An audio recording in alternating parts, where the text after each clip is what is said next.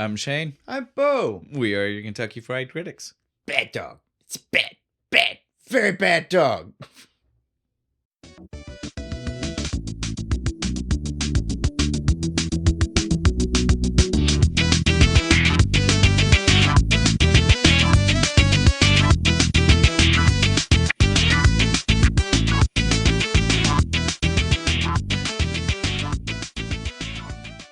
Yeah. I mean, he's a bad dog. This is about a bad dog. It's a very bad dog. We had a few movies about bad dogs that we could have gone with. This is the one that we settled on. We could have went with like fun, campy bad dog or evil bad dog. Well, and even in the evil bad dog, we had a few different ones we could have went with. Like that, the fun, obviously. Okay, we're doing Cujo. First, we should do that before we start getting into the Stephen King classic. But so we could have went the other St. Bernard route for fun. Yeah, Beethoven. Also bad. Yeah, hijinks. Hijinks bad. Yeah, shenanigans. Yeah, not evil. I'm gonna tear your throat out.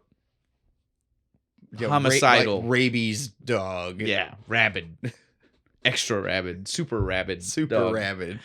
It's super rabies. It is super rabies. It is. Even brings him back from the dead once, right? Like it gets him at least once. The rabies are so bad it gives him a resurrect. Yeah. So Cujo is I don't know. It's a classic. It's a classic. It is. I don't know if I would go great. And I think the last half of it's pretty fucking great.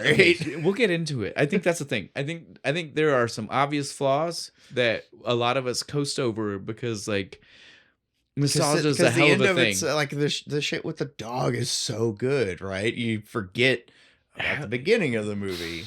Man, dude. Like I'm not gonna lie, dude. The second watch through, I skipped ahead. I like got to like the 30-something minute mark where he comes through the fog at the little kid. Probably didn't miss much. It didn't hurt the movie at all. I'm like, no, you probably made it better. Definitely start the movie here with the dog coming out of the fog and the boy being like, Cujo, it's me, and him like, and then going away, and then cut to the dad like leaving. Okay, wouldn't have hurt it at all. We're way too soon to start getting into this. My bad. We need to told them what beer we're doing. Yeah. Bo. Oh fuck, we haven't even done that. I was about to be like, wait, who's in the movie? Yeah, we went way hard, way fast. I'm off brand. Fuck, it's my bad. But we're doing some Hair of the Dog, pink lemonade ale from the Evil Genius Brewing. It doesn't say. It just says Evil Genius. We'll just say Evil Genius then. All right, Evil Genius and their Hair of the Dog. Pink lemonade ale. It's kind of pink. It's not an IPA. No, I thought it was going to be, and it's like it's trying. It's like they wanted to make an IPA that's a regular. They wanted to make an ale with all the aspects of an IPA. And it hits you with an IPA-ish flavor, but it hits you with a regular ale aftertaste. What was that? What did I say earlier? It's like your kids spilled their juice in your Budweiser. Yeah. But you're like, it's not the bad. first couple of drinks, you're kind of like, no, I was like, that's weird. It's different. It's strange. It's weird, but I don't think I hate it. And now, like, too deep, I'm like, this is great. I love this. It's perfect. This is the best beer. They found a magical creation. If you don't like IPAs, try this. This can be like, your gateway. Yeah, your like stepstone into it. Yes, there you agree. Go. Resounding review for Evil Genius. For the people that hate IPA, I mean, we're trying to really help here. You get used to them. Trust me. If you go back far enough, you're like, I don't like IPAs, and now I'm like, they're well, and I would say ones. I feel like with IPAs, you really need to delve into the crap, like the small breweries, because they're really like the more mainstream ones are very one hit style IPAs. Here's your bitter beer. Yeah, when you go into the wide realm of it, there are so many flavors and tastes and styles. And, right. Yeah, we've done a lot on this show. We've really learned about the beer. When we started, we weren't knowledgeable. Is we've done so many that I'm like, man, that one's really good. And then I can't remember which ones they were because we've done so many. You're just going to have to listen to our back catalog. Oh, man. Plug to everybody else. Or, here, I got an idea. Fans, if you're listening. Yeah.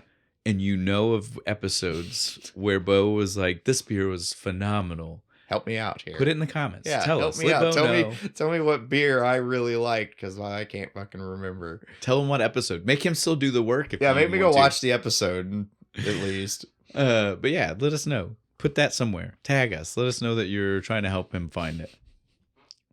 Good. All right. Appreciate it. Now we can move on with the show. Yeah. So now we'll do the cast and directors and the things that you all the people who for. made this movie possible. So we'll start with the director. Our director is Louis Teague.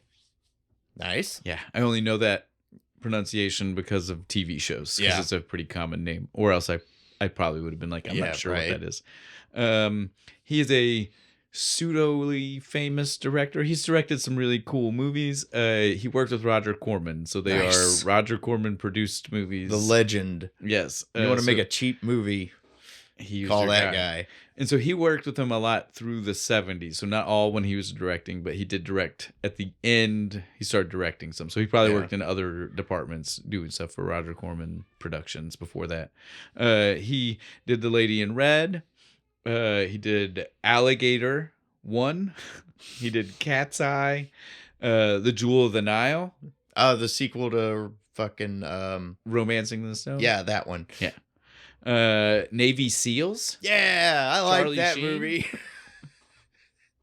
The one that Charlie Sheen himself mimicked and made fun of when he did Hot Shots Part 2, which is funny. Right. Like, you were in that. You're making fun of your own project. Yourself.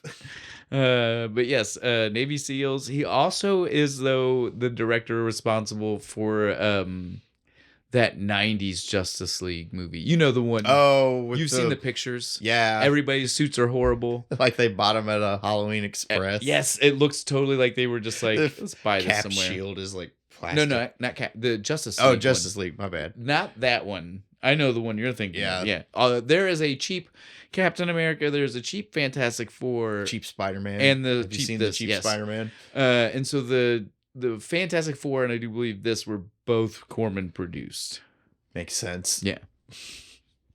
Because he was like, I'll help make that. I'll make it. If nobody else is doing it, I'll do it for half the price of the guy you were just talking to. It's how he worked. But so yeah, this he's not obviously not everything he did was gold, but he did a lot of cool stuff. I want his book, like the How to Make a Cheap Movie book that he did. Well, I'm not even. I'm talking about Teague, but yes, Corman himself did a lot. I'm stuck on Corman. Yeah, So we just finished wrapping up Teague, so all right, cool. It's okay. It's okay. He was intertwined. It's all right. A lot of the same projects there. Who wrote this piece of shit? I'm kidding. Yeah, I was about to segue off of him. That's not the way to segue off, but what are we doing? Stephen King is a writer. We'll start there. This is Stephen. Bo's already said it once. Stephen King. Who's he? Who ever heard of Stephen King? But let's be very clear. This is like the era of Stephen King. You know, this is before he got to where he was involved with the production side. Right. Yeah, where this is like when he was set. Yeah, this is a lot more where they were literally someone was basing it on his book. So he didn't need to be there. Yeah. They had other writers that touched it up for screen. Yeah, made it like that. We took the book. These guys made it into a movie, but it's still Stephen King's. What I will say though is that Stephen King himself, this is one of his favorites. Nice. That have of all the adaptations of different works he's done, this is one of his favorites, both because of some of the character performances and because they made a change in the book that we'll go ahead and address right now. Yeah. It is the ending, but it's okay. This is a very old movie. There's no spoilers here. If there are, movie. I don't know what you clicked here first for and not watch the movie before coming. I don't know what you don't know here. Us. You clicked here first. Thinking, I ruined half the movie in the beginning of this if you were paying attention. So, he had in his book killed the child. There's a little boy. He killed the little boy. Yeah. Little tadpole. He let him die. And so they changed that, and he agrees. He was like, "Yeah, maybe that was probably a mistake." Now, in his defense, he was like neck deep in his alcohol dependency at the time. I was 10 scotches in, and the kid had pissed me off earlier in the book, so I was like, fuck, I'm gonna kill he literally, I do believe he literally says that he doesn't remember writing that. Like, that's how deep in his alcoholism was. Like, he doesn't remember writing this one. Like, it's just that's how you know he's a true genius, right? Just completely smashed, and he still hits it out of the park. It's like Hemingway. So we have two other writers. Our first one I'm going to mention, I'm just going to get out of the way because I don't understand what he even contributed, how much he contributed, if anything. The one you told me, I was like, I don't know why he's here. Don Carlos Dunaway. And he might have been the major contributor. Don't let me even try to get this wrong. But from what I saw of his other credits, it doesn't seem like that. Yeah, he just did like TV shows. TV movies, small weird projects, one episode of DS9. I saw that. Ooh. I didn't see the name of the episode. I don't know. So don't I know you. I know you were about to be like, which one? That's a high credit though. So that's it though. And like not a ton of those. Like I don't even mean like he wrote a ton of TV shows. Like I mean like he had like a handful of TV movies and TV show episodes. Is he King's drinking buddy or something? Dude, I don't think Stephen King had that kind of pull. Oh yeah, that's right. Never mind. This would have totally still been a producer studio pick thing, right? Like he worked cheap. I don't know. So then our other writer is Barbara Turner. She is probably the one who did more work. I would assume she's got more movies credited, but for a long time, I think she wasn't credited for this one, or she tried to lessen how much. Didn't want to. She was just I don't really know. I couldn't see a real reason. A lot of our other projects weren't this type of writing. I guess maybe I think I saw. Horror movie, I guess. I don't know. I don't know what it was. But I saw that I saw things that said that maybe like she had, and it might not have been because she was ashamed of it. It might have just been like a publicity style, like who knows? Yeah. But the reason I bring her up is because she is also the mom of actress Jennifer Jason Leigh. Oh, nice. So weird, right? Weird. I think her mom wrote stuff for her just so she could get her in. Well, she's not in this, and I don't think she's. Oh, yeah, that's a good point. I don't like again. Like a lot of her work was actually way earlier. Like she wrote on stuff in like this, like TV shows and stuff in the 60s and 70s and stuff like that. Like she knew who to call, though. That's what's important. That's all I really need to say about her. Like again, I do think she might have done more of the heavy work just from like credentials. Credentials. Looking at what they both have done, I would assume. I feel like the other guy was somebody's friend. I don't know. Hey man, I'll get you a job. His work history might suggest the same. I'll leave it at that. No speculation. He wrote the boring fucking dialogue in the beginning. It's like nobody wants to do it. Here, give it to this guy. So let's go ahead and get into our cast so that way we can start to get to some of this movie. And right. Like its flaws, its pros, its cons, its issues, it's why it's weirdly a classic. Yeah. Because I think me and you are on the same page. I think we both have the same problem with this movie. It's like several things. Yeah. Okay. So our cast, we got the Trentons. I broke this down this time. I was like, we can do this kind of broke them down into segments. Yeah, because I feel like there are a lot. Well, there's not actually a lot. I looked, 19 cast. Is that total cast? 19 people. It feels like there's more. Nope. Or if there were, they weren't enough to be. Yeah, just people credited in the background. I guess. Yeah. IMDb has like 19 people. I think. Not very many. Obviously, I didn't write down all of them because, I would say core cast, way smaller. Yeah, no, it's like 4, 5, 5 or 6, depending on what you mean by core. Right here we go. So, but I broke it down by the Trenton family. Yeah, because that's an obvious group. Yeah, there's 3 people. We got Donna. We have Vic and Tad. We'll go back to each character here. So Donna is played by Dee Wallace. You will recognize Dee Wallace. She's the mom from E.T. I know for Bo. And people at home might be like, what do you mean? Bo's old enough that he should certainly still be fond of E.T. Like in the millennial age, like, yes, it came out before you were born, but we still were watching those movies forever. I like E.T., but my sister is deathly afraid of E.T., the alien. So we were not allowed to watch E.T. in my house. When we were growing up, I feel like our grandma found out about this, and she loved the fact that I loved E.T. and that your sister was afraid of E.T. because for 3 Christmases in a row, Grandma got me E.T. stuff for Christmas that she knew I'd have to open in front of your sister. Yes. So E.T. has a special fondness in our family. So yes, Dee Wallace is the mom in E.T. But you also will know her. She was in The Howling, so famous 80s horror movie. She was also in Critters. I was like, give me a second. I know it was another cool one. I just watched that one not that long ago. Yeah, she's in Critters. Super shocked I did not recognize her. And she was also in Alligator 2. I only mentioned since we had our throwback to the director. The director was the director of the first Alligator, but it's also all Roger Corman, so it's a double connection. He did like to reuse people. He's like you did a good job. You work for me now. So though, like I said, you'll know it was to go on to her further career because those are her big. Like you'll definitely know her from. Yeah. I do have to special mention a few things that are not her further career, but I love from her career. So it's hopefully special people, just to you. So hopefully maybe other people will go see them. One I'll mention now because we have said we're going to be getting into this franchise at some point. I've not told you this. Oh. Because again, people know now the secret's out. Sometimes I tell both stuff before we start. But you'll never know which ones. He doesn't. You'll never know which ones are fully real reactions and which ones aren't. Other than when I tell you specifically, right now. Try and figure it out. How good an actor am I? But so this one is 100% one he did not know. Yeah, no, I have no idea what he's doing. So she is in Best of the Best 3.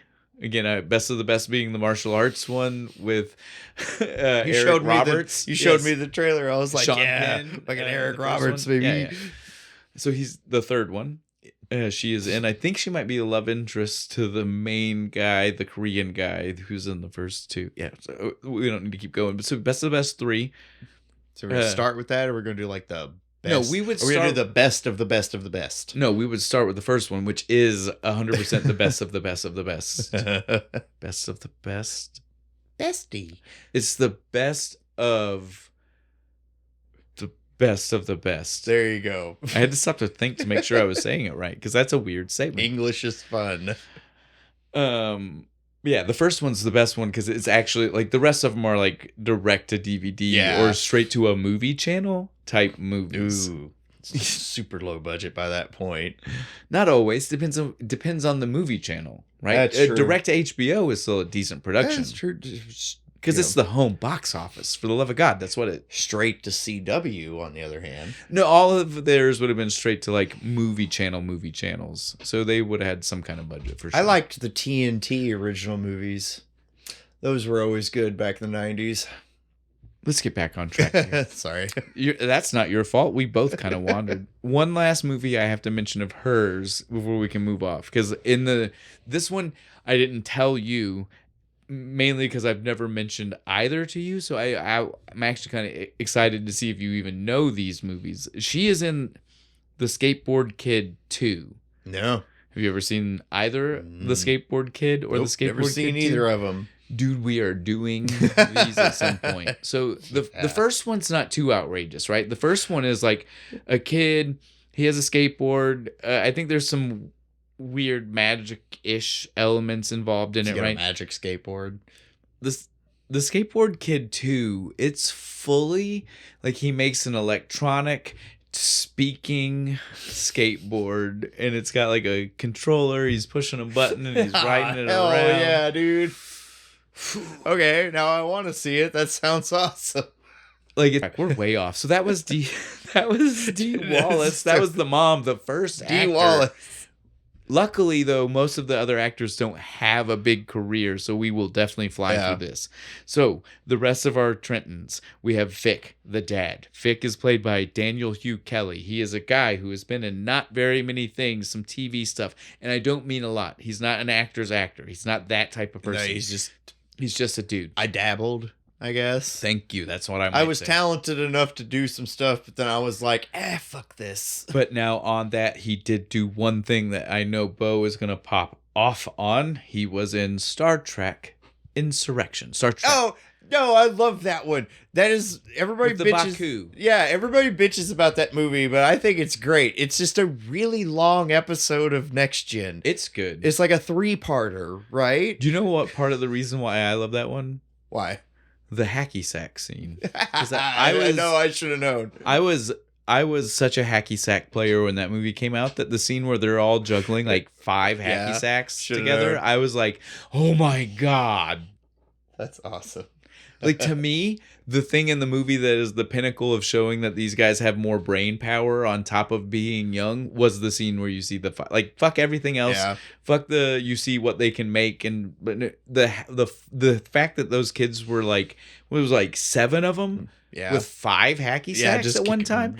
That means that everybody is constantly touching a fucking hacky sack. Yep. All at once. Oh, dude. A constant system of just, do you think they did that? Like live? No. I know because I had the special DVD. Oh. We'll save this conversation. We need to do more Star Trek. I think we've only done one. We have done one. We have done one. We constantly tell people we love them and then we never do anything. But we talk about them all the time. We do right now. Let's stop though. We need to keep moving. We just told everybody we would keep moving. So that guy was specifically one of the Baku, the guy, the main guy. Yeah, the main guy. Baku. The cool, suave looking, which I will point out. The one that Picard thinks is the chick's like husband or boyfriend, and or it's something. Actually it's like her nephew or something. The revelation that she's super old was that because of that scene, because she's like, I can't believe you thought no. You're so sweet for thinking that. I'm actually 700. I'm like, she wasn't that old. Years old. She wasn't that old, but she was pretty old. She was like 90 or something. Yeah, she was definitely she was older than Picard, and Picard was like,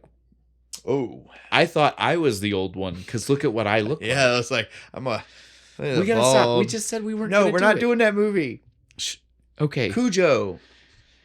One other thing, that guy was in The Good Son. I do believe he was the dad. Oh, we have to keep moving. I'm not going to talk anymore. I like The Good Son. It's cool. It's Macaulay Culkin and Elijah Wood.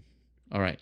Tad. Tad is the last of the Trenton family. Tad is the son, the little kid, as Bo already said. And I have mentioned he might have died in one and did not die in the other. Yeah.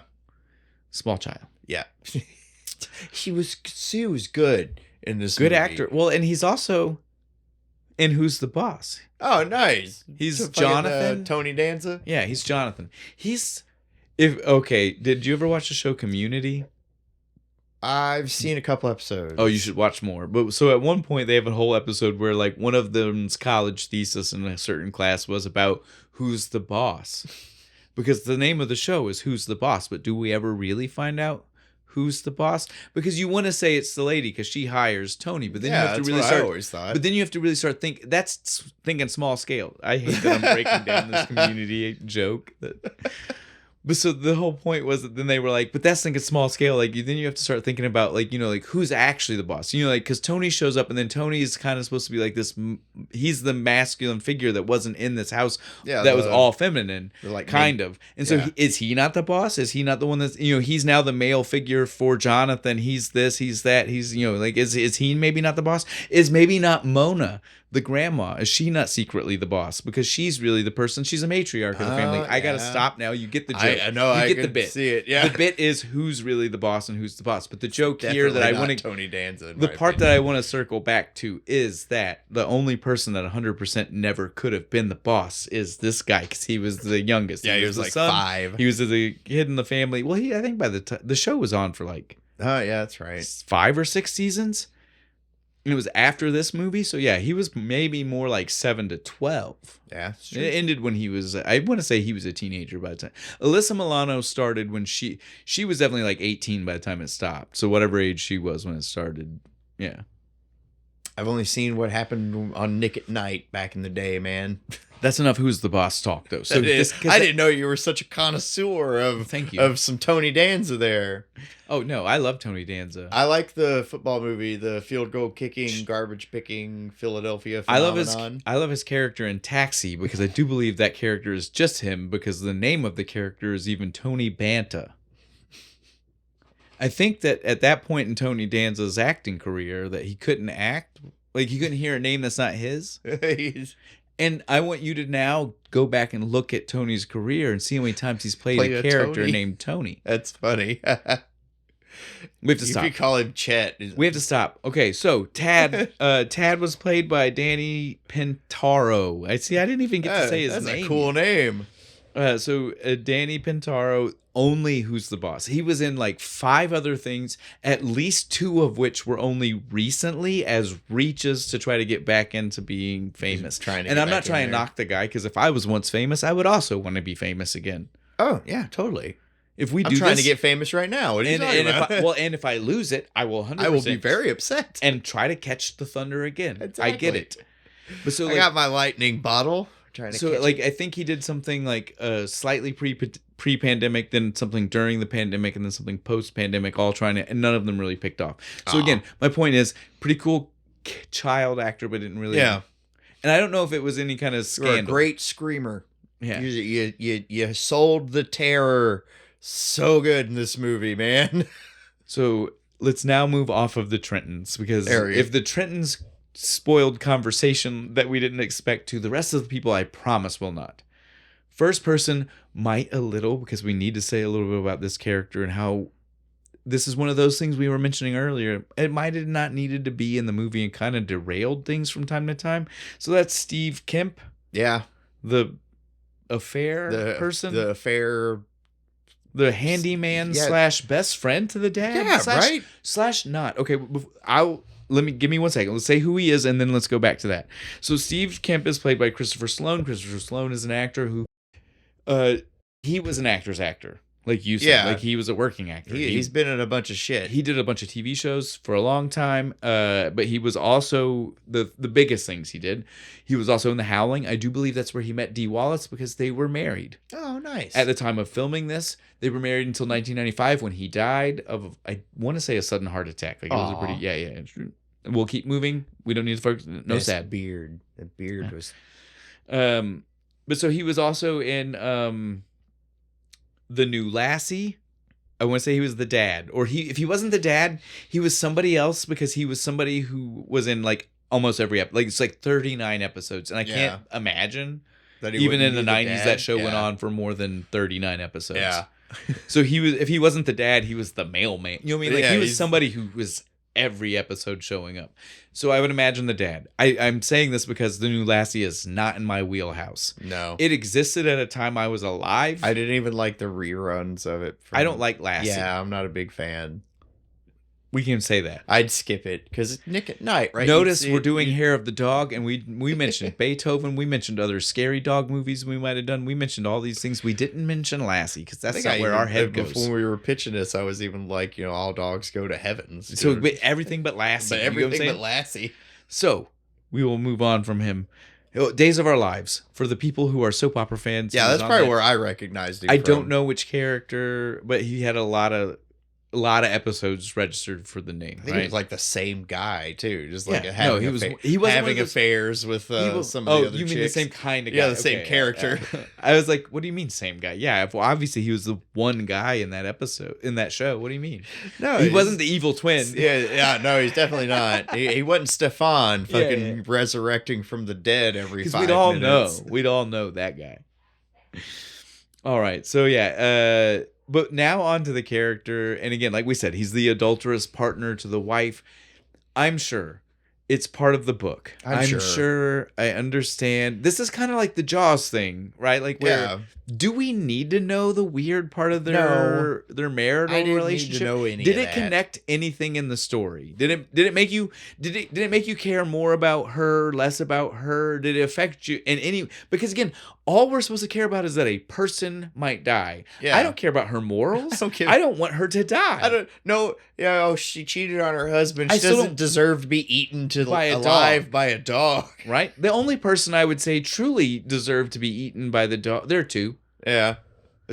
Probably Camper and his friend. His little fat friend. Those two are the only ones that deserve to be eaten by a dog. So again, like, I don't know why we needed to have the adultery storyline. Again, I'm sure it was in the book. Yeah. I'm sure that comes from something King was drunkenly was his dealing wife cheating on him? I don't think so. But again, like, you know what I mean? Like, drunkenly playing it out in his head because he was an alcoholic my at the time. uncle cheated on my aunt, the motherfucker. And now I can't imagine I'm going to make him look like an asshole. I don't know. You get what I'm saying? Yeah. Like, so But I feel like the movie suffers from having it for sure. I don't think we needed that. I think in the first of all grievances that we want to mention for sure. 45 minutes of this movie. Again, stop. This is one grievance, not the full 45 minutes, but I'm calm. It is part of those 45 minutes for sure. I don't think we needed the Steve Kemp's. No. Like, the character can stay, but I don't think we needed that part of it. Yeah, no, he could have been a handyman friend of the family. Like we start off thinking. Other than the fact that it seems like she hates the dude. Right? The movie makes a quick, sharp turn, right? Right. It starts off and you're like, you think she hates him. You think she's like, why the fuck are you in my house? You in my house? Oh my God. And then as soon as you see that she's waking up next to him scene, you're like, instantly oh, I get why you were weird a second ago. And now you're like, oh, how the husband not know? Yeah, like, bitch, could you have been more obvious? Because we're seeing, that's our first time seeing it. We have to imagine how many of those type of encounters have happened. He has like a nickname for the kid. He's at the house all the fucking time. The nickname for the kid's way over line.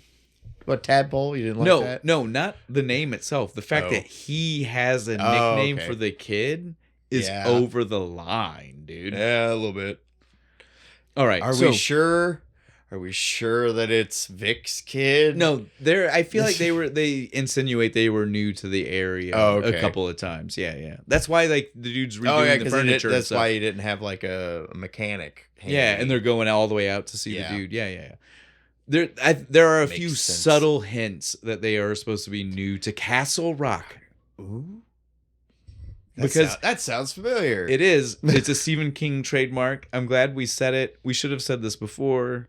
But it's a character. Like everything happened in Castle Rock. Well, it's a character. That's what I'm saying. Technically, it fits where we're at. It's a character. It's in not all of, but Stephen King has a lot of stories, and Castle Rock is a very popular one. Needful Things is in Castle Rock. Stand By Me is in Castle Rock, or right outside Castle Rock. Yeah. But a lot of Stephen King stories to it. Yeah. Right? Something like that. I don't know. Castle Rock is mentioned. Yeah. But so yes, Castle Rock. We'll have to do Stand By Me now. We have to do a lot of. We got to do a lot of movies, Stephen man. Stephen King touches a lot. If we're going to use that as our loose end connection, that's a whole season, dude. Between like season 4, the season of King. It could be, dude. We could do that. Well, I don't know. The beer. I don't know if it actually would be hard. We just play. They drank Narragansett in this movie. We could have just done that again. Did you see that? Yes. I was like, there it is again. Yeah, but we just did it. I know, but it's nice connection. It's good. Dazed and Confused. Yeah. Jaws, Dazed and Confused. Hint. Go watch them. We've mentioned Jaws twice now. Click.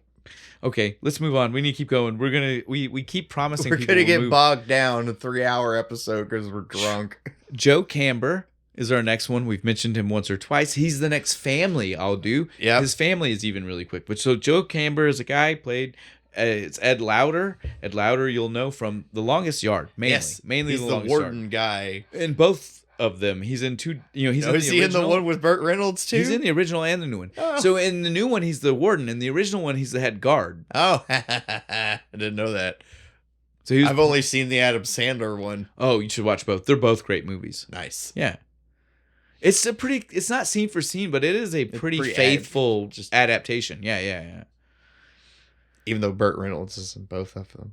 A lot of people are in both of them. Like as many people as they could get to be in both of them. They got. The only reason I watched it is because they kept promoting it on Monday Night Raw because like Stone Cold and like Kevin Nash and Goldberg and everybody were in it.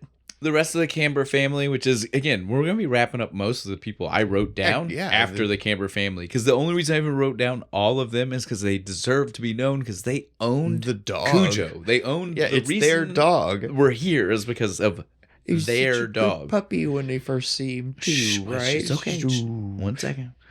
So the owners, I wouldn't even say is Joe that we already covered. Yeah, no, it's the son. It's Brett. Brett owns Cujo. Joe tolerates Cujo, and it's the reason why Brett survives, but then 20 minutes not even kill because it has the scene all the same morning of the same day could have killed Brett, and he's just like. Nah, I'll let you be. I like you, even though I have super rabies. Yes. So again, Brett is the real owner. Brett is played by a dude, Billy Jane. I love this guy, and I'm only mentioning it. He has 2 things that I know him from, and they're the coolest things in the world. And Bo does not know these things because we have mentioned both of them on the podcast before. And he That's shit I need to watch. Yes. And so one is the TV show Parker Lewis Can't Lose, which is essentially just a TV show of Ferris Bueller's Day Off, but with a different character. Parker Lewis is Ferris Bueller, but they even there's a whole 2-episode arc where Parker Lewis does the Ferris Bueller ordeal. He just does the whole movie. Yes, twist and shout included. I don't know if it's like spot on, but it's enough to be like, slightly different 50s music. But so the Parker Lewis was just like this 90s interpretation of that. Yeah. And the other reason I mention it is because the actor who plays Parker Lewis is you had it. I did. You knew Colin Nemec? The Nemec? Yeah, from Stargate? Yes. Yes. Hell yeah. I knew you would know who I was talking about. God damn it. Jonah. Yes. Okay. We're about to get way off tangent. So yes, don't get me started on Stargate right now. I'm very upset. Parker Lewis can't lose. Parker Lewis can't lose. Parker Lewis can't lose. Okay. So that's a reason why you should watch Parker. That's literally, okay. I think the reason why you had brought it up before is because of that.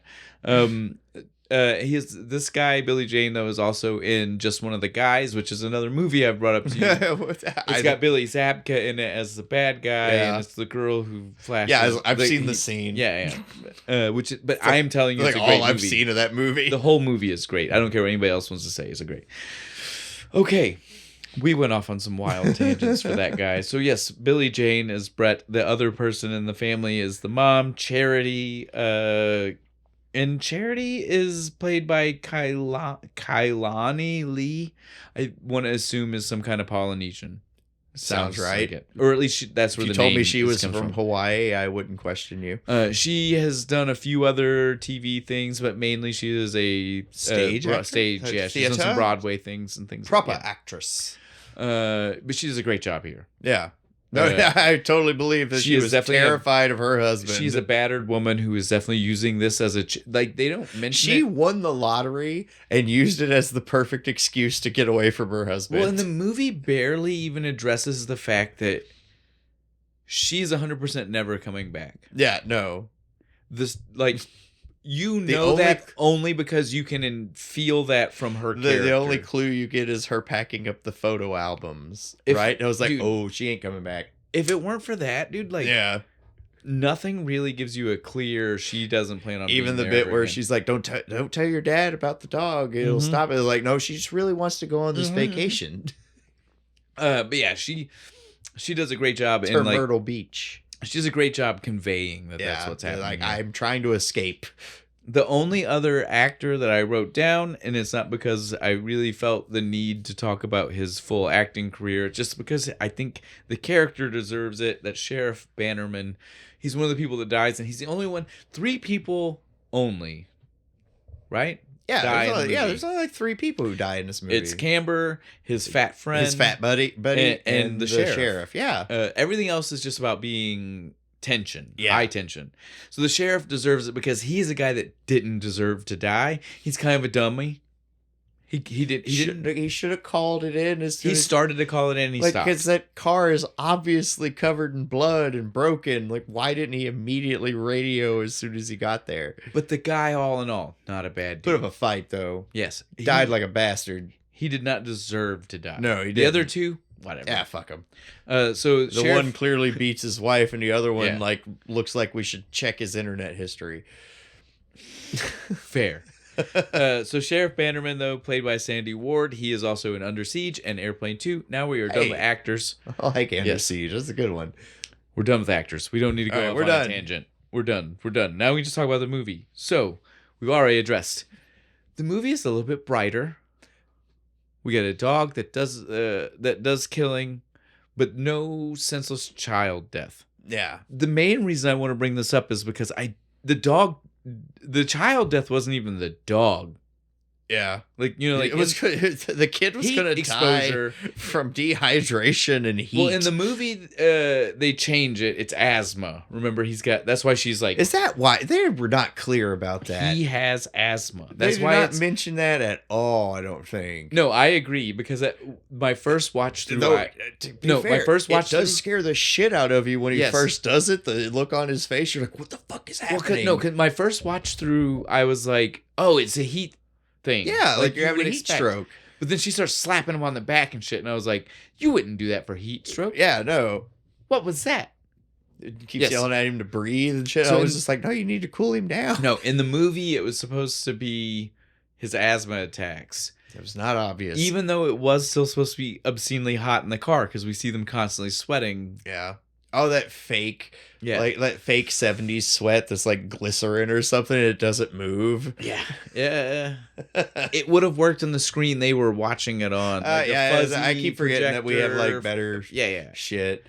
So yeah, I will say we definitely don't need the kid to die, since that wouldn't have been part of the dog. Like, that's over the top. And I agree, Stephen King, what? Dude, your drunk self was crazy.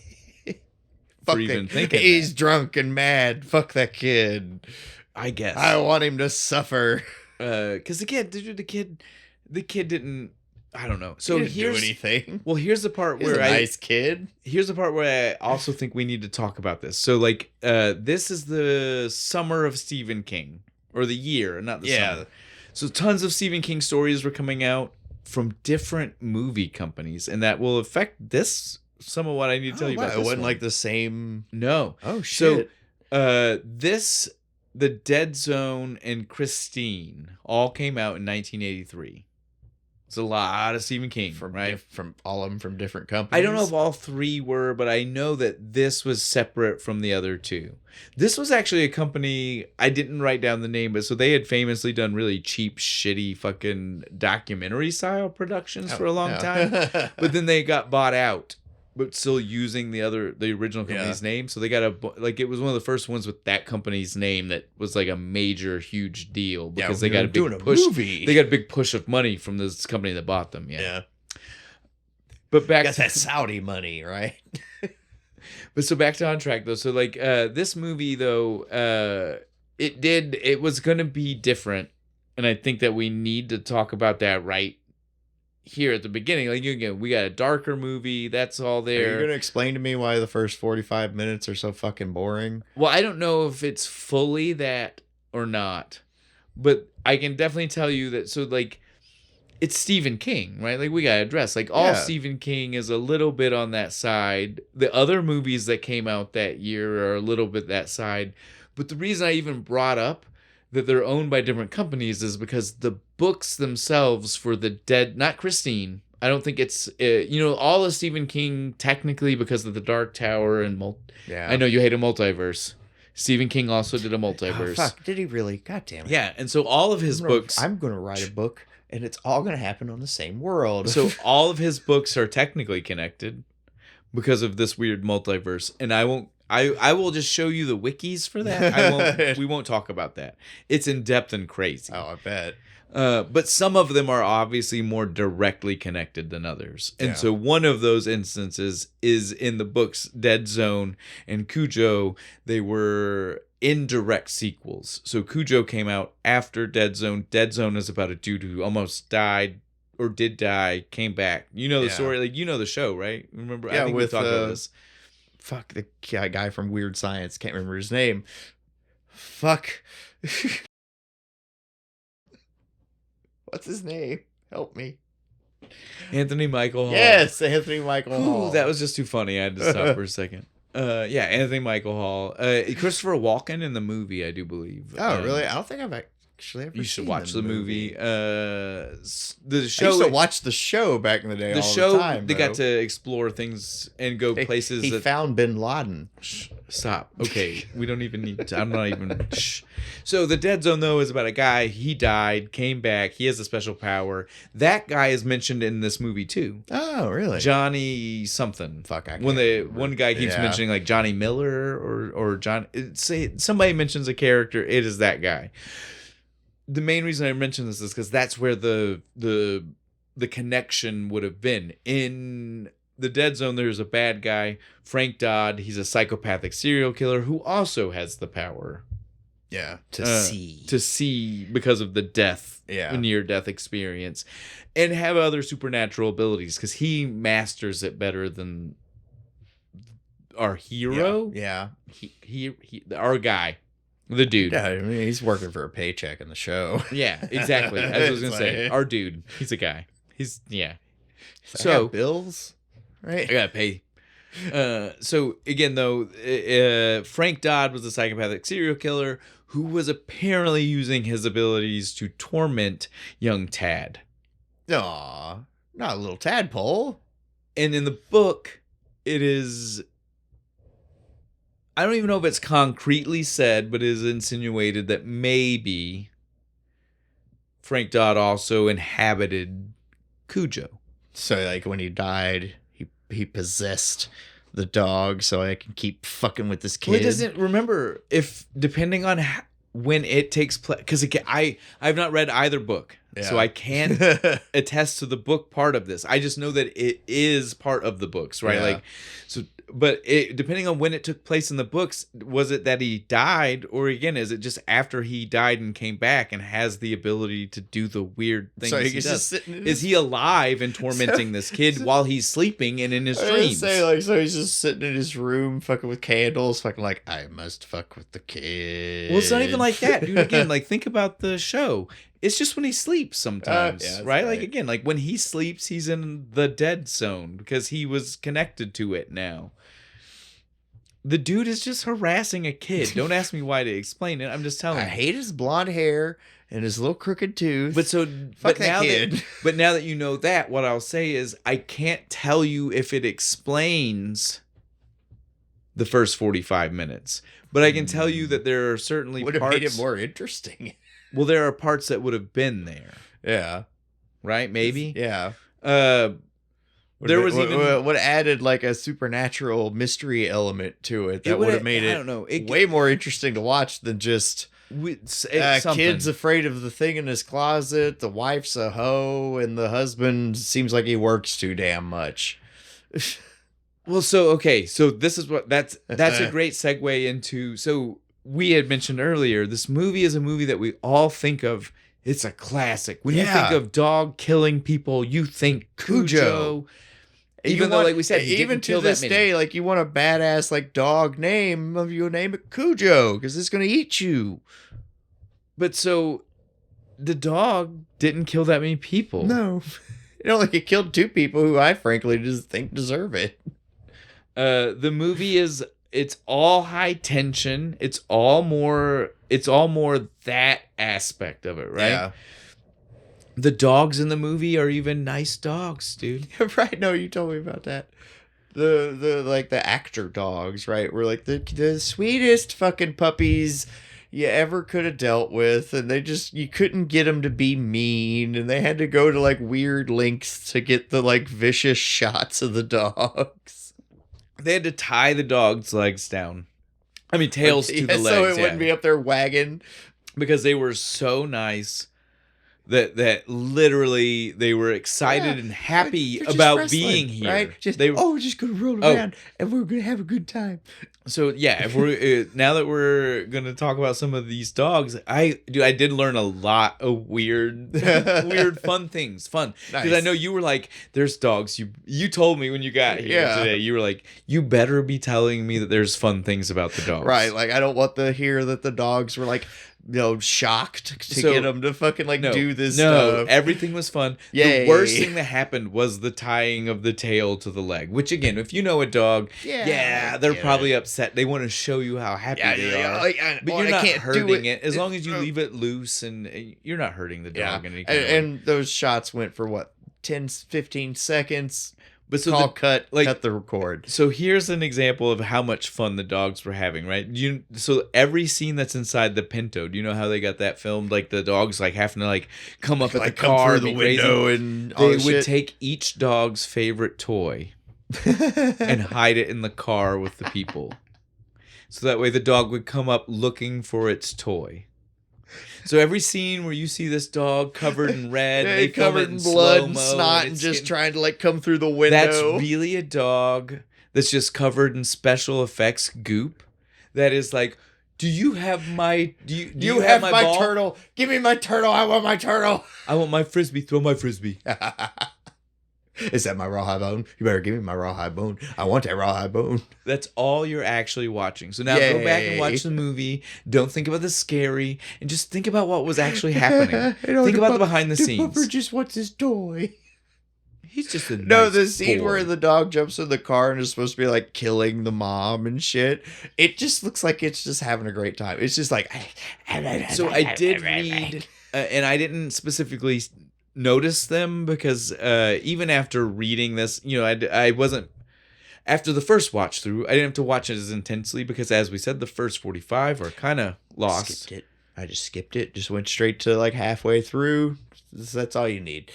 And so, like, that's not even, it wasn't even something I was worried about to look for. But there are apparently a couple of scenes for if me, you, or anybody at home wants to look for them, where the tape either fell off or they forgot to tape the tail down altogether. So the tail's still just like happy dog. How happy the dog is to be I'm gonna go look for it again. Doing the things he's doing. So on the production side of 4 Dogs, like I said, I'm glad that we found that good way to get to all this because I read so much fun shit about the dogs. On that, so there were like 4 or 5. It's weird. The record keeping on this maybe wasn't great because even in IMDb, where like usually it's production people, so like putting information up and stuff, there were several interpretations here.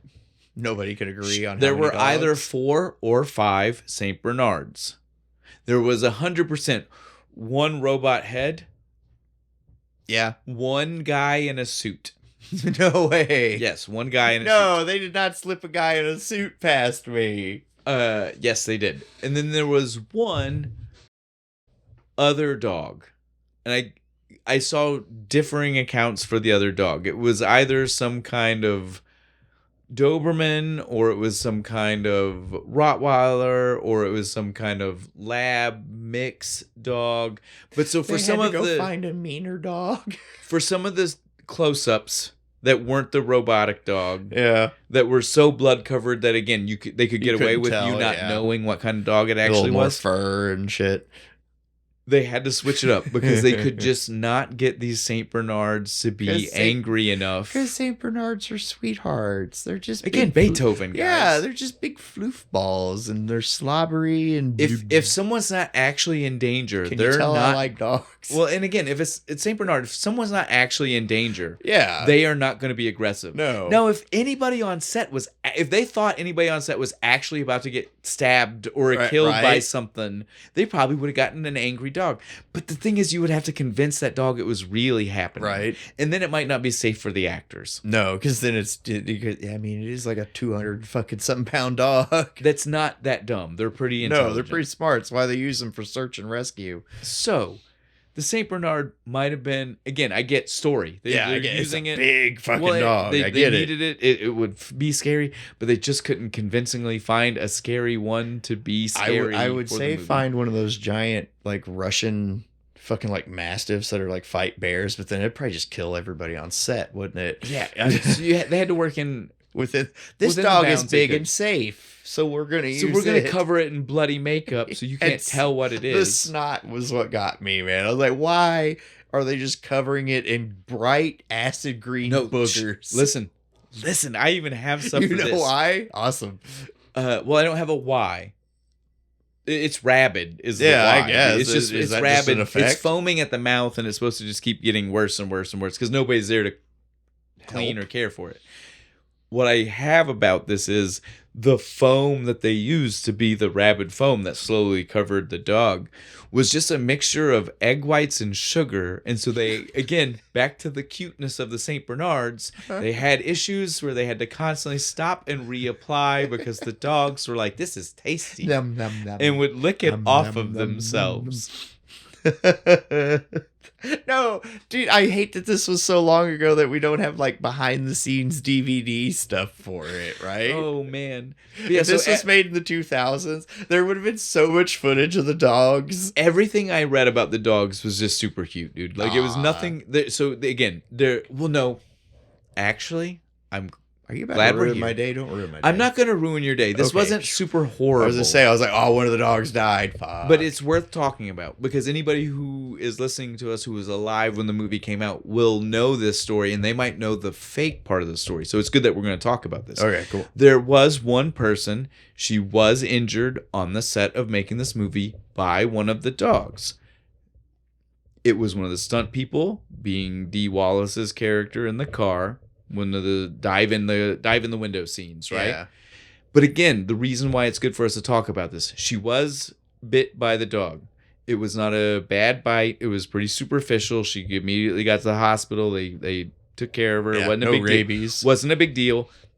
I'm glad you said that. Oh, I was joking. I'm glad you said that because that's the thing that's the urban legend from the time when the movie came out, was that the woman was bit and mauled by a rabid dog, and that's what happened to her. That's why she went to, again, nobody even really connected it to the movie. They were just saying, they just all that they knew that stunt actress had to go to the hospital for a dog bite, and the urban legend was that it was a rabid dog that had bit her and all this crazy stuff. Because, again, this is what happens. Somebody in Hollywood was like, she's on that rabid dog movie. Oh, she got bit by a rabid dog? You play telephone somewhere down the line. It became she got bit by a rabid dog. Someone got bit by a rabid dog. They somehow got on the set. They didn't check. Yes. You know? So we can set the record straight. First off, it was not a rabid dog. It was on the set of this movie. She was working, and it was not her fault, but she did play a part in this. So this is what happened.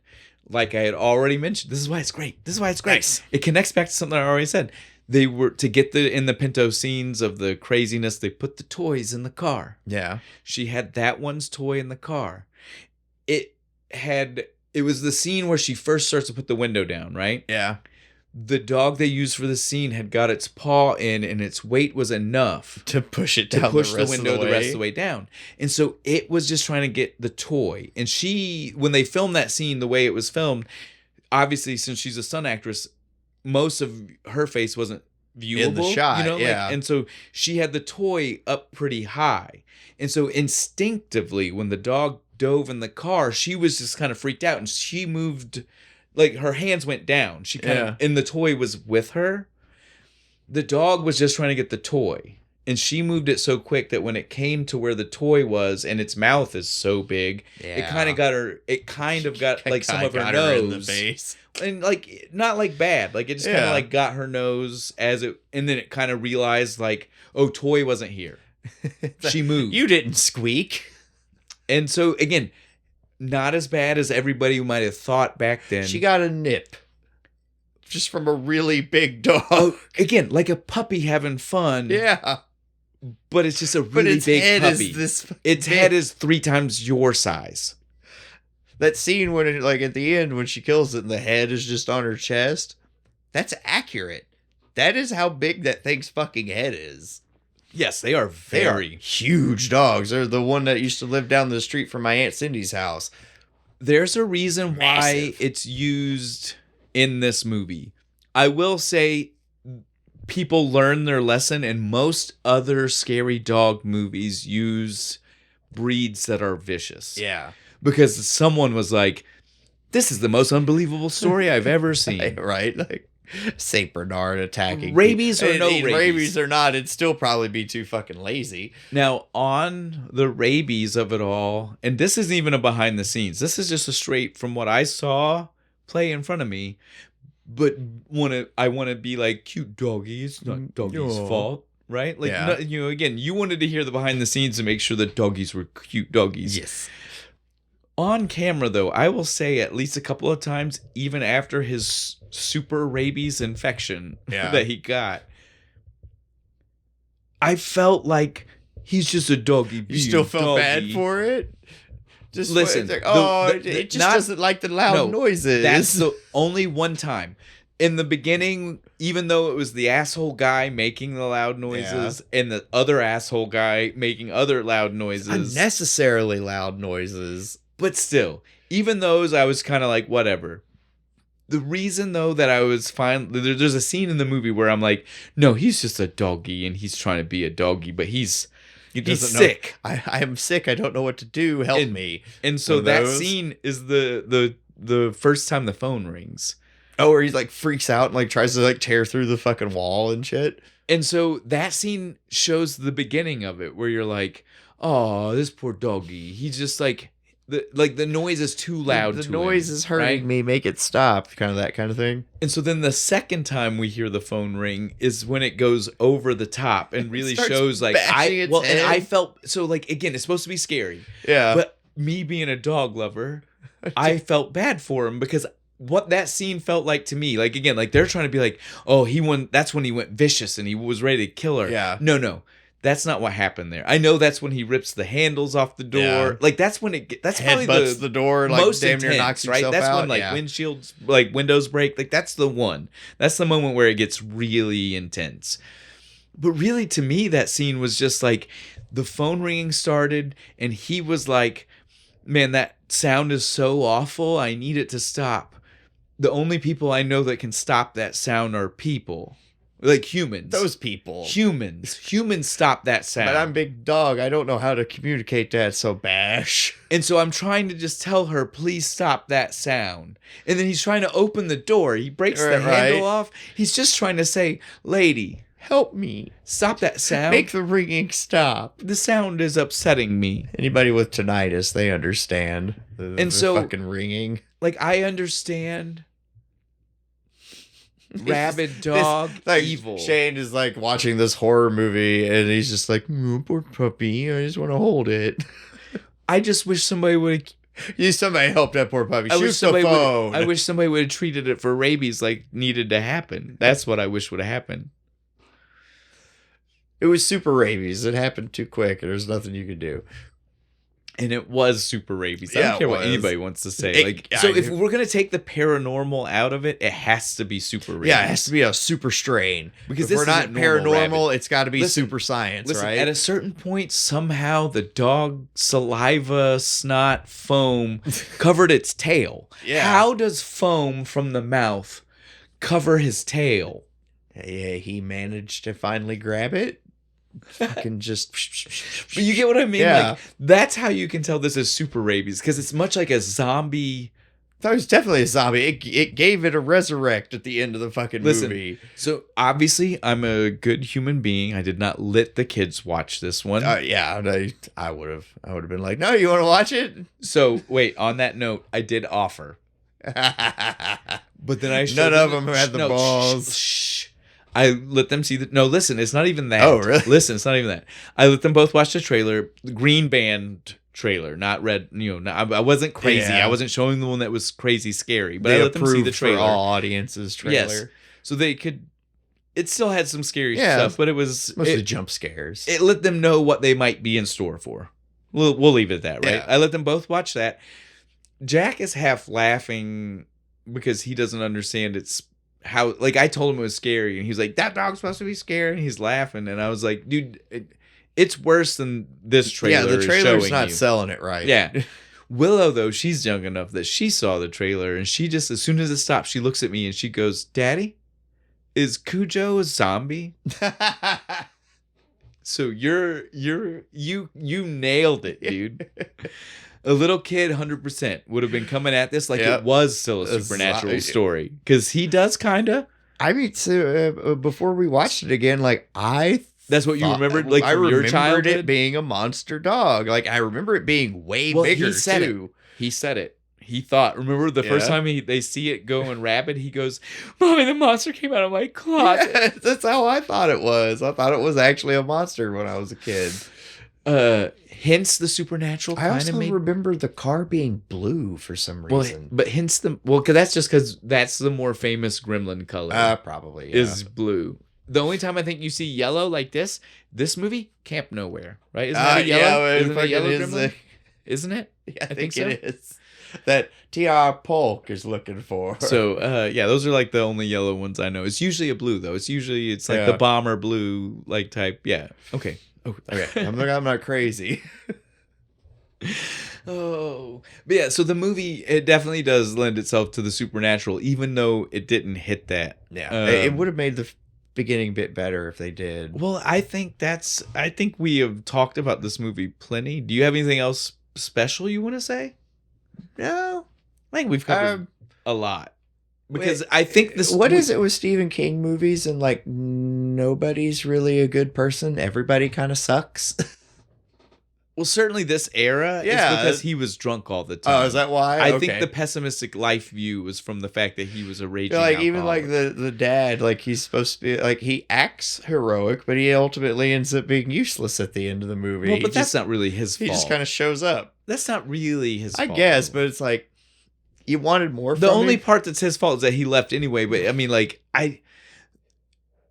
it was a perfect storm of circumstances. Yeah. I wouldn't even blame him. You know, like, it's not even like it's just like, oh, he couldn't handle the relationship. He had to run away. It's not even that, because he was also dealing with the weird shit from work. Yeah. That, again, not important. Not okay, important before we finish, we started to say this, and I don't think we touched on it. Yeah, part of what this movie suffered for. I literally think I started that sentence, and then we went off on a tangent.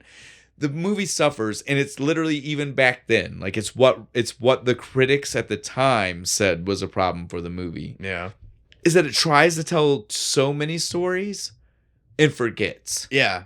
So again, why did we need to know about the relationship? That one might have been in the book, right? It might have been, but like in a book, you have the leeway to do that. Yeah, you could have all the time in the world in a book. But so, like, in the movie, though, it's like, why do we need to know about that? In the movie, why did we need to see the weird he went off to work? We could have had any reason why the cereal caused people to throw up red dye and they freaked out. He could have literally just been out of town for a day. We didn't, since it all happened in 24 hours, like the main action happened in 24 hours. That's what I said in the beginning. I was like, we could have started this with like the dog coming out of the fog and then the dad being like, I'm going on a business trip for 10 days. I'll see you guys later. Like, well, it didn't even have to be that long. Like, think about it. Don't forget to take the car to the shop. It didn't even have to be that long of a business trip, dude. Like, that's even the thing. Like, 3 days. The action, well, no, the action happens in a day. Yeah.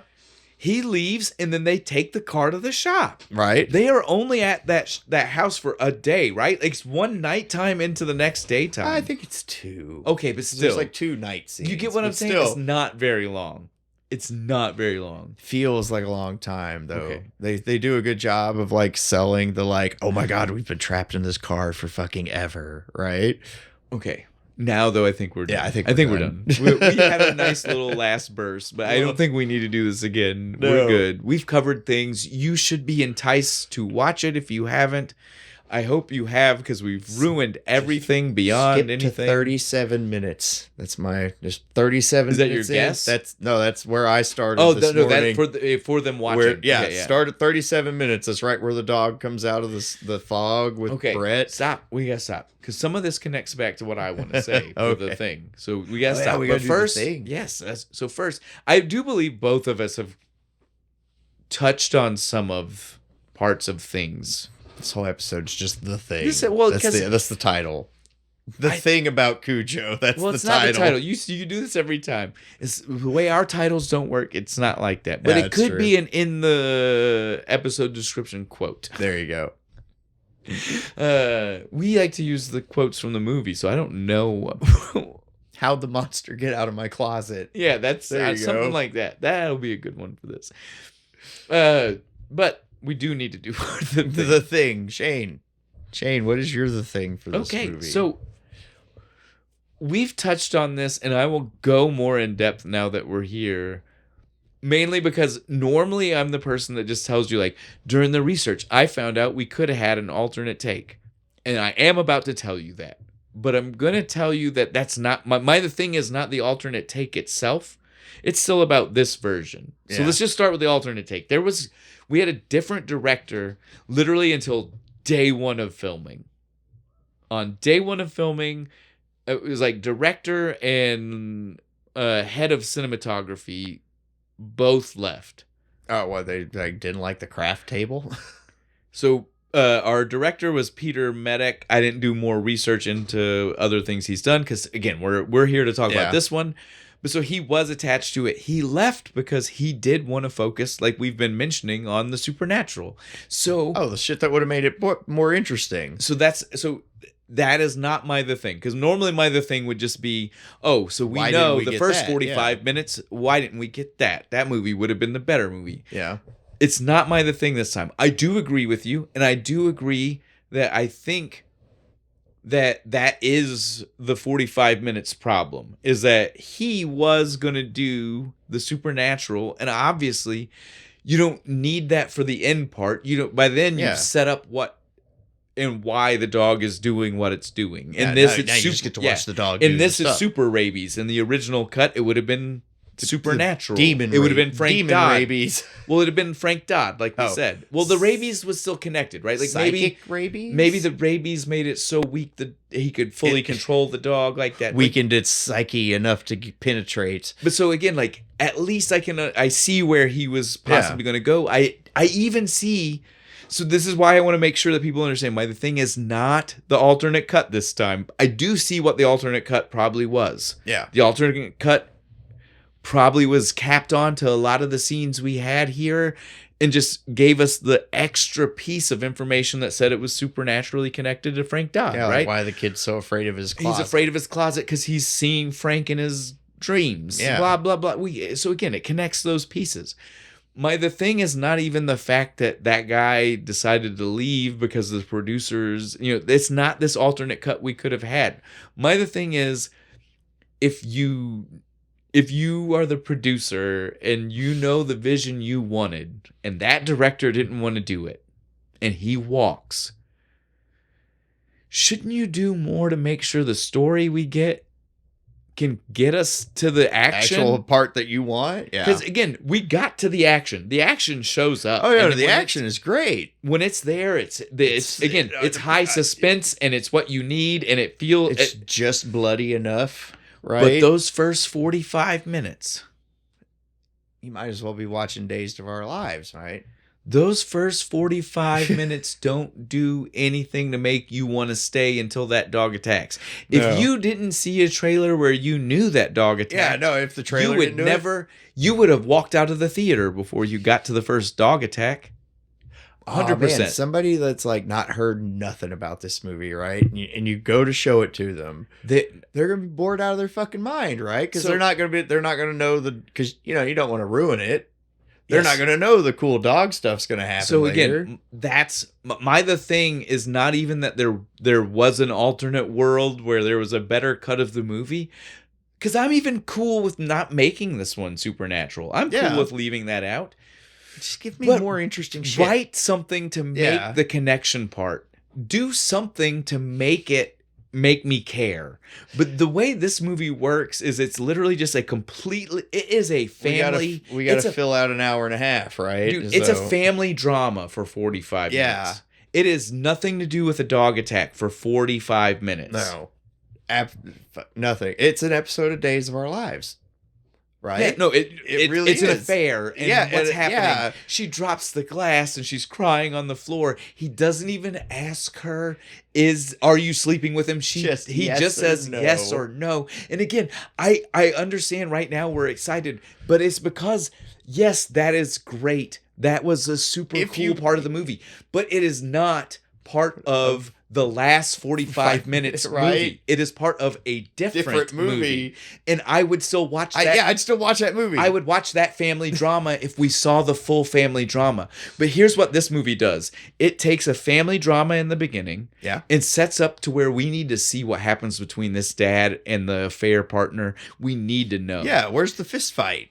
And what happens is right when we might get that, then they're like, oh no, it's a dog horror movie. So what I'm telling you is, when they lost Medak, they should have then gotten different writers, and maybe they did. We have two writers. Yeah, one of them whose fault is it? They didn't pay them enough or long enough or whatever. Yeah, there wasn't enough time. I bet there wasn't enough time. They didn't tell them the full idea of. Maybe they only gave them two pieces, not the full story. So they didn't know how much they needed to fix. I don't know what the problem here is, but there's a problem.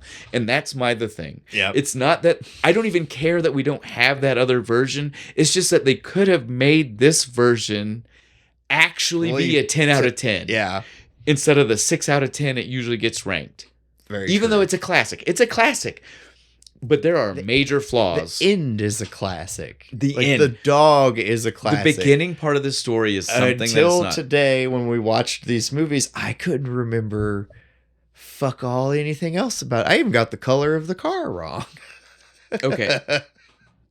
Bo, on that note, what's the thing? Mine is much more simple, and it's just the thing that I just saw it and it laughed my ass off. I hope it was a dummy or like a stunt kid. But when the dog first attacks the car and it's like trying to come through the window, she full elbows this kid right in the fucking face. I like almost sticks her elbow in his mouth. I do think it's a dummy. I know there are some scenes you can definitely tell there is in existence a dummy of this actor. Yeah. Right? Or somewhere. Was in existence a dummy of this actor. Whether they kept it or not. How creepy would that be to find in a warehouse? But so I don't know if that was. I know the scene you're talking about. Right? So I agree with you. I would like to believe that it's not really the kid. Now, on the note of I'd like to believe that the elbow to the face wasn't really the kid. Was it really the kid? She definitely was really hitting the kid on the back. Oh, yeah, when he's like having the asthma attack and she or whatever. definitely, Dee Wallace definitely looked like she was like imagining every snot-faced kid she never wanted to talk to again in her life. Beat the shit out of him. Slaps him full in the face. Especially, okay, so like in story, most of the time she is caring mom and she is worried about her son and she is freaking out that this is happening to him.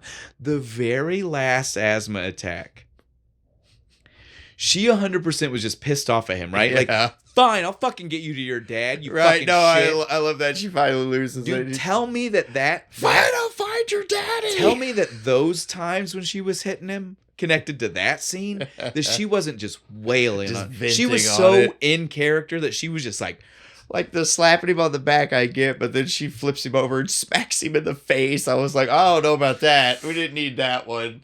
So yeah, so as much as the elbow one, I hope was definitely not for real because he might have lost a tooth. Yeah, right. Like at 5, they're not even, like a baby tooth might have flew out of his face. Is that why that one in the bottom's gone? When he's all like, she knocked it out. Yeah, but regardless of if that one was real or not, there are some where she definitely is taking advantage of just getting to smack a kid on camera. Fuck yeah, I've always wanted to slap one of these little pricks. All right, guys. This was fun. That's I don't Cujo. know. I would say more of the fun came from the beer as our good segue back to where we are here. Cujo, not a bad movie. This beer, though, made it way more entertaining and fun to talk about. It started slow, but then once because the flavor's weird. But listen. But you don't hate it. It's not bad, right? No, well, I have this for you because this is for us and for the listeners. So for us, because this happened before we started, me and you both, we had said to each other, we were like, I don't know, this is putting us in such a good mood. Yeah. Where maybe this wasn't the right movie. Maybe we should have done a happier movie. Then we came full circle and we were like, no, we're usually happy when we do a horror. But I even have better for you. Like you just started saying, it comes in one way and then you have a completely different opinion at the end. Yeah. Is that not the movie? Yeah, the movie comes in one way and you think you know what's happening and you think it's boring and it's wrong. Dude, no, and then for real. Movie flips on you. That first watch through, I was like, I don't remember. Like, I remember this being way better. So yeah, maybe I remember the dog being bigger. Maybe we were so wrong about all of it. This was the perfect beer for this movie. Hair of the dog, wrong. Evil Genius, pink lemonade. Definitely ale. Try it out. Hell yeah, it's not going to be for everyone. If you can get past the initial shock, you're gonna love it. Of the weird, it's so drinkable. It's so good. It's so nice. It's like strawberries and orange peel. It's delicious. All right, okay, we gotta stop. I hope the next one's just as good. What are we doing next week? I got you because I know that this is your movie, so I'll do we'll change up the way we do this. Cool. All right, sweet. Next week, we are going to be drinking Urban Artifact Squeeze Box Strawberry. Hey. Midwest Fruit Tart Ale. All right, cool. And Bo, since this is your movie, we're going to be doing some UHF. Some Weird Al Yankovic. The Squeeze Box King. Baby. Exactly. We are not here to educate you on exactly why Squeezebox is perfect. Now is your chance, if you don't know who he is, educate yourself before next week. Just Weird Al. Yeah. Type it in. You will get so much shit. Educate yourself. I like Fat, personally. That's my favorite. Oh, I love all of his. I don't know. We have to stop. This is for next week. Next week, our favorite Weird Al stuff. We will be mentioning all kinds. It'll be hard to say on. If you thought this week or any other week since we fixed things has been off topic, next week we'll be off topic. Barely talk about the movie, just all our favorite songs, right? We're just going to sing and dance. It's going to be great. All right. Though, before we leave, Bo, do you want to tell everybody anything before we go? Like, comment, subscribe, hit up my other channel, Kentucky Fried Chronology, where me and my friend Chuck, I have a real big project coming up. Follow for more in my yard. Yeah, in his yard. The gods provide, sir. It was too good an opportunity. I can't say I told you. I'm the one that was like, Bo, I think you might want to see this. So look out for that in the future. And until next time, be nice to your fucking dogs.